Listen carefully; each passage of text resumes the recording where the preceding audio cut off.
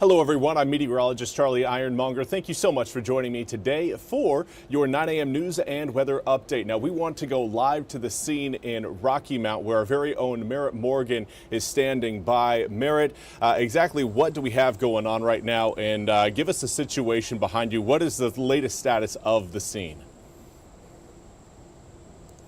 Yeah, hey Charlie, in this WITN first alert, we were the first on scene this morning around 7 a.m. Now, police do say that this is a very active scene still. What we're told, the latest update, is that one person has been taken into custody. This after a standoff in Rocky Mount this morning following a shooting. Now, police were called here to the 300 block of Baber Street and Baber Court, for a shooting with an injury. Now, when officers got here, they do say that they found a 23-year-old man suffering from a gunshot wound. Now, police say that person barricaded themselves inside an apartment complex following this shooting, leading to the active police standoff for several hours. Police say that they also took that person into custody around 8 a.m. this morning. They haven't confirmed whether that person is the shooting suspect, but the shelter in place that was in place all morning has been lifted according to police. Now, this looked a little bit different this morning. We could see some law enforcement officers walking around the grounds, keeping people away from this blocked off street just behind me. As you can see, there are still law enforcement presence. They're not walking around anymore. However, we saw some helicopters as well as some drones flying in the air, securing the area, just making sure that everyone was safe. During that time, people did need to shelter in place, but again, that has since been lifted because who they believe is the suspect has been taken into custody. Now, in addition to that, Nash County Public Schools were also made aware of the situation. Because of that, school buses were not coming to this area for obvious reasons. Kids were safe, and also school is still going on as per usual. Charlie? Excellent, Merritt. Thank you so much for that information. Again, great coverage. I do want to highlight, though, this is a situation, again, that is now winding down. We do still see quite a few police cars behind you. And again, that's whenever you see the police cars, you always wonder, okay, is there still activity going on? But again, according to you, everything is kind of calming down from where it was earlier this morning. Absolutely, yes. It's definitely calming down. I've seen some police vehicles and EMS vehicles make their way out of this area, so some good signs there. But if I had to guess, the investigation is still ongoing as per the Rocky Mount Police Department's Facebook page. They also encourage anyone who has information on the shooting. Again, that 23-year-old man was shot. They're currently at ECU Health Medical Center, listed in stable condition, so some good news there. But again, anyone with information is asked to contact the Rocky Mount Police. Excellent. Merritt, thank you so much for your reporting this morning. Really appreciate it. Again, that was Merritt Morgan, our first alert reporter, live on the scene of that shooting situation that happened earlier this morning. Again, according to Merritt, everything is really calmed down over the past hour or so. Now, we do want to highlight more of your weather forecast coming up for today, starting with the thing that's on everybody's mind: what is happening with Tropical Storm Erin? Right now, it is still just that, a tropical storm, but we have seen strengthening over the past 24 hours. Right now, maximum sustained winds of 50 miles an hour. It's not a big increase, but it is an increase up from where it was yesterday and the day before, when it's been holding at around 45 mile an hour maximum sustained winds. We've seen gusts come up about 5 miles an hour from where they were yesterday and the day before. Pressure has fallen 2 millibars. These are very subtle and almost not even noticeable changes, but this system is now starting to get stronger. The National Hurricane Center has continued to push a intensification profile that really ramps up as we head later into tonight, but more so through the day tomorrow and then Saturday and into Sunday. Over that 3-day stretch is when a lot of forecasting models have really highlighted an intensification of the storm. The pressure dropping is a sign of that intensification starting to get going. It was at 1,004 millibars yesterday, and now at 1,002 millibars. Not a huge drop, but again, that drop is indicative of, again, what everybody's kind of been thinking what would happen. Now it is moving west at 17 miles an hour. That forward movement speed, not quite as high as what it was when it first formed, but again, The overall track still has us potentially in a precarious situation as we head through the tail end of next week. By the time we get to Monday evening, if not Tuesday, we will start to feel some impacts along our coastline. We are going to be seeing an increased threat of rip currents. We're going to see increased surf along our coastline. We could possibly see beach erosion, and depending on how close Aaron passes by, some of those waves could be high enough to create maybe some ocean overwash issues across portions of Highway 12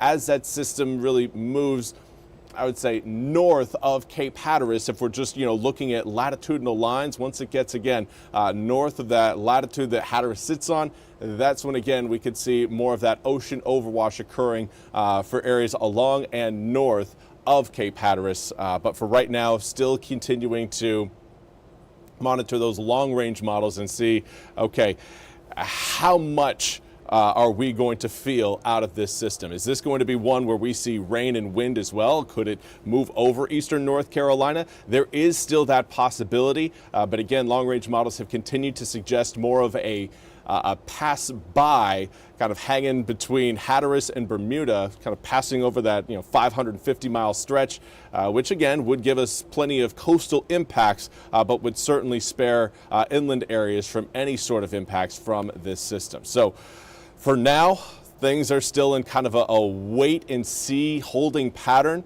I sincerely encourage everyone, if you haven't done so yet, make sure you update your hurricane kits. Make sure they are all up to date with everything you need. Fresh batteries, candles, any food that may have expired. If you had, again, maybe some canned goods, make sure the dates on those cans go through hurricane season. You don't want them expiring coming up and say, the middle of September and say, well, at the beginning of the season it was good. No, you want to make sure all of your products and all of your supplies really last all the way through hurricane season. That way, again, peace of mind. You don't have to think about it.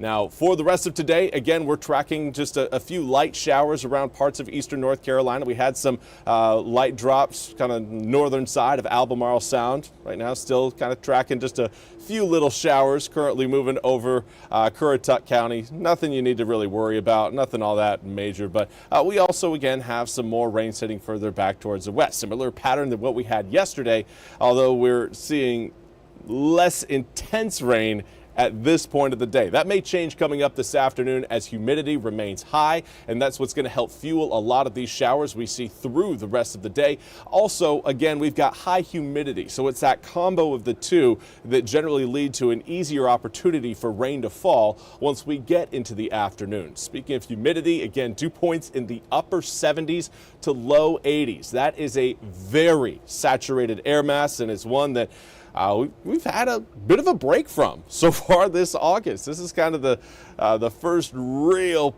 big push of humidity that we've had in several days, at least with dew points at this level. Yeah, the past few days we've noticed the humidity has come up, but again, this air right now is quite thick with moisture. Now, as far as winds are concerned, more of a west-southwesterly breeze right now blowing in, increasing that humidity, increasing the air temperatures. Wind speeds for inland areas, more of around a 4 to 8 mile per hour range. Those of you watching a little bit closer to the water, about 7 to 15 miles an hour for your current sustained wind speeds. Now, here's kind of a big picture look of exactly what we've got coming up. Several areas of low pressure will be forming out of the Gulf and moving over the Carolinas. We'll have one today. We've got another one set up for tomorrow. There you see it back towards Mississippi and Alabama.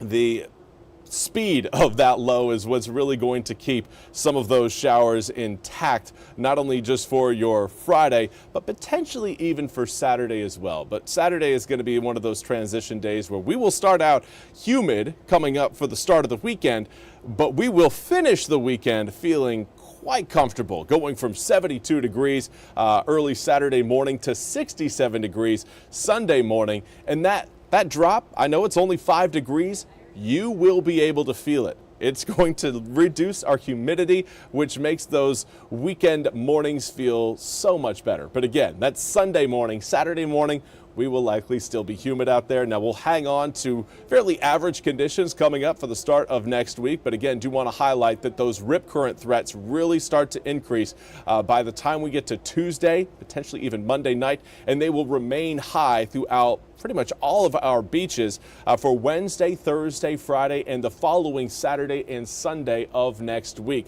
You'll also see higher surf and, again, potential for some beach erosion and perhaps, again, some ocean overwash across Highway 12, something you need to watch out for, especially if you are living on the Outer Banks or maybe just staying there for the week or maybe staying there for the month, where if you're on the Outer Banks, be aware that you will be feeling some impacts from Aaron. Right now, though, again, still yet to be determined the exact path, and that, again, is kind of keeping our impact forecast a little bit more reserved at this point. Now, we will be back with more news and weather coming up at the top of the hour, but for now, that's all we have time for. Thank you all so much for joining me. We'll see you coming up at 10 a.m.